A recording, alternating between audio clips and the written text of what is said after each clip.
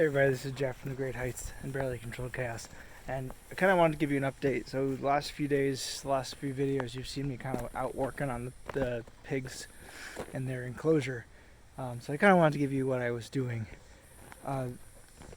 When the baby pigs were big enough, or the new piglets that we got, were big enough to introduce to the sow without them possibly, her possibly hurting them, I wanted to get them together. Obviously the sow, or she's not a sow yet, but was getting lonely, and these two guys, one guy and one girl, were up here by themselves, which is what it is. But I wanted them to all live together, obviously, and I want the male eventually to be old enough, when he gets old enough and big enough, to actually try to impregnate the female. That's the goal, to breed with her, breed with the other one that we got. So we'll eventually have 2 sows and 1 boar producing piglets every year. So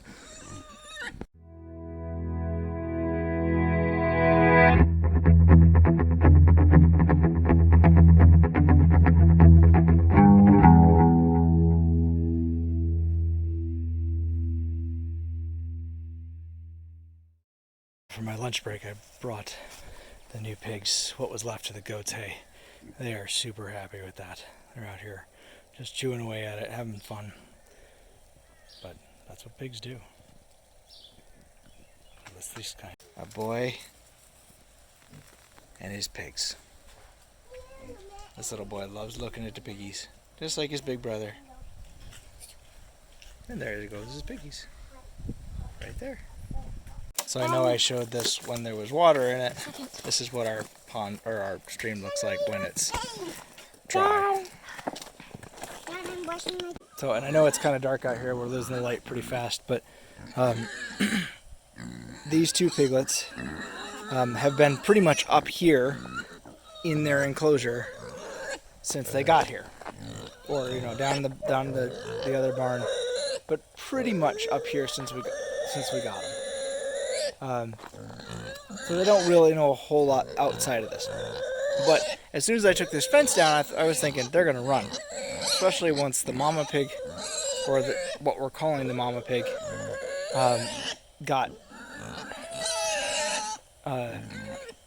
knew that the fence was down. I figured she'd go right back out to the woods as soon as she could. But none of them have ventured out there yet. And they're upset with me because it's feeding time and I haven't fed them yet. So I'm going to go do that real quick before we go on. So the deal is that all 3 of our pigs are actually, they're pasture pigs. I know that means that means that they'll forage more. They'll go out and do a good job. And actually the one we're calling our mama pig and her sister did a great job foraging last year. They did an awesome job. They cleaned out a whole area down in the woods, and I created a new pasture for them further out, and they were doing great.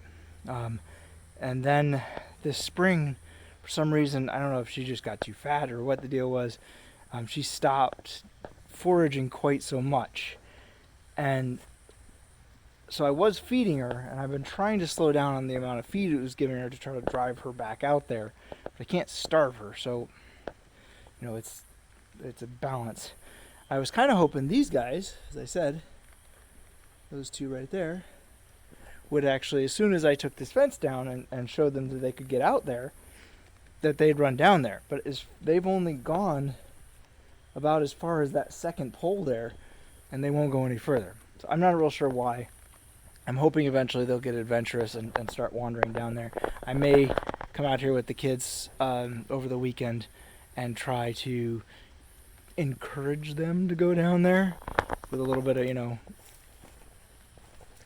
hand waving and clapping and stuff. We're not going to stress them out too much, but if we can get them to go down there out into the woods and use the pasture, that would be the best possible solution. Alright, since we're talking about the pigs, let's talk about something else that I've started doing with them. So I had been buying cracked corn for them, still have it, and just feeding it to them mixing it in with the pig feed, right? You buy swine feed. It's got the protein and everything else that they need in it. But then I've been mixing the cracked corn in with it to kind of try to stretch it. Cracked corn is cheaper than the pig feed. It is, obviously, it's healthy for them. But I've been mixing it in with them. And then I came across, but still, this is my very fancy feeding bucket. This is quite a bit of cracked corn. This is probably 3 or 4 pounds worth of cracked corn.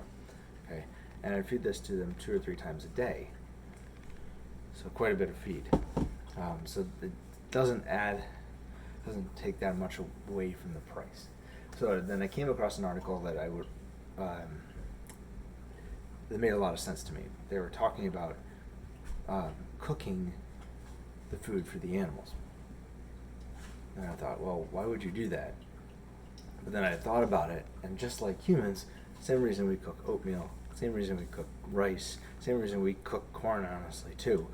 And that is that it breaks down the proteins so that they can get access to them easier. If you're digesting, it doesn't require as much energy to digest the thing, then it's easier then you don't have to do as much work, you don't require quite as much. So I've been taking one of these, putting it in a normal cook pot right here. I double the amount of water, so I put one of those in, 2 times that amount of water, and then I cook it really low for about an hour. And, as low as the stove will go for about an hour, and I end up with this. Basically, like a gel. It's hard now because you gotta let it cool. You can't feed it to them warm like humans, but basically you end up with this. A corn mush, which is easier for them to digest, and they seem to really like it. Obviously, the corn is broken down; it's much softer, and therefore easier to digest, which means less energy spent on digestion, which means they get more out of it. So, and less of it goes to waste. So that's what I've been doing with the pigs. There's one other thing, and there is quite a bit of science to back this up. Obviously, that's why we cook things. Why we cook vegetables and stuff. We can eat them raw, obviously, but certain things we just wouldn't be able to eat. Like I said, rice and oatmeal and stuff. We wouldn't be able to eat that stuff without cooking it. So anyway, that's where we are with that. Just to be clear, as long as they're not foraging, and even once they do start foraging, I am going to still continue to feed them pig feed because there's proteins and stuff in there that aren't in the corn. The corn is a supplement to that, but obviously the corn is meant to supplement it. I'm not taking away the pig feed, just in case you were worried about that. All right, so this is one of my early risers. Say hi. Hi. Hi. Yeah, so we're done with the chores this morning. We went ahead and took that corn out to the pigs, and we went and did the rest of the chores. We're sitting here enjoying our coffee now. This cup, it's kind of funny, but this cup is scale-wise exactly the same as this one. What's your cup? Just a little bit. Yeah, so you can see scale-wise it's exactly the same. So it's kind of funny. But anyway, so we went out and fed the animals. Now, I did cook the corn for the pigs. This is a new thing that we're starting to do. It takes about an hour. Like I said, we put it on the stove and it takes about an hour at really low heat. I'd love to find some way to do it without putting it on the stove, solar heat or whatever. I know that there's a difference between soaking it, and that will help break down some of the proteins, but not as well as the heat will help break it down.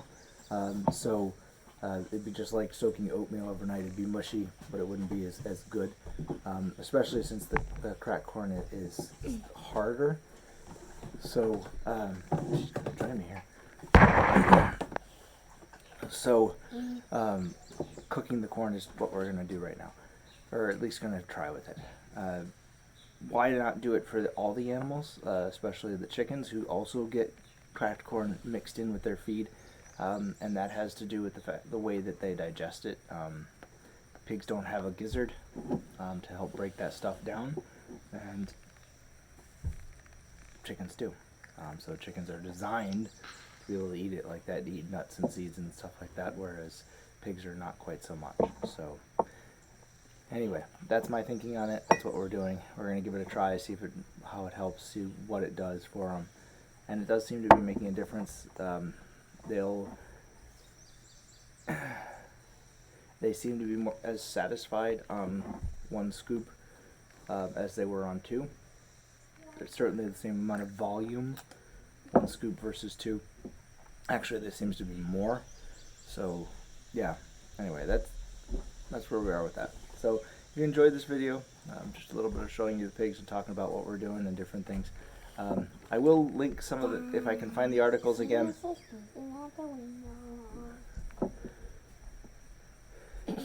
If I can find the article again that started me down the path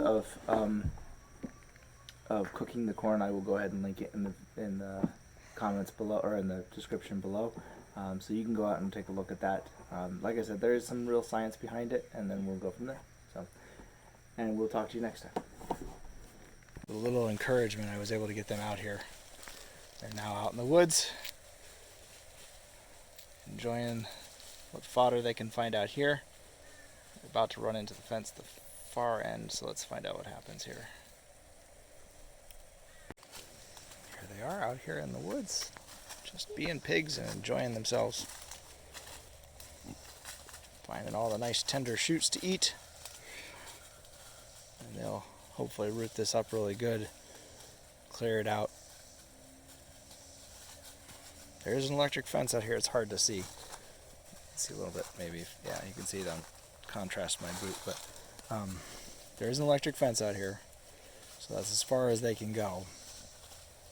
My goal is to keep expanding it down into the woods here, so that you get another section down there and another section down there, so that this whole side of the woods is pretty much just being used for rotational pig growing.